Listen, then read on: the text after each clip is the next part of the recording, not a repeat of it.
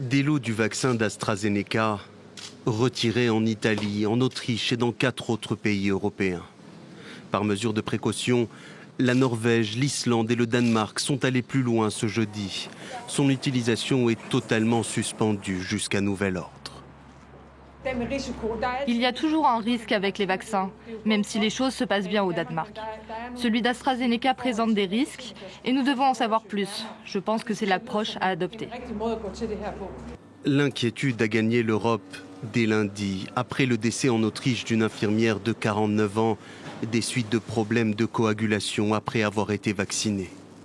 Une vingtaine de cas de thrombose ont été signalés mardi pour plus de 3 millions de personnes ayant reçu le vaccin.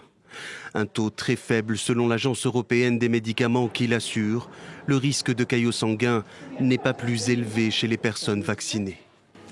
Alors faut-il suspendre l'administration du vaccin d'AstraZeneca? Pour cet infectiologue, le vaccin a fait ses preuves. Ils ont une suspicion, donc ils interrompent provisoirement en espérant bien pouvoir reprendre une fois que le doute sera levé.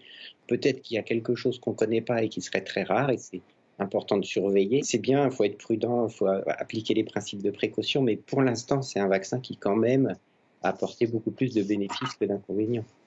Pour le laboratoire britannique à l'origine du vaccin, aucun doute sur la sécurité du produit, largement étudié lors des essais cliniques de phase 3.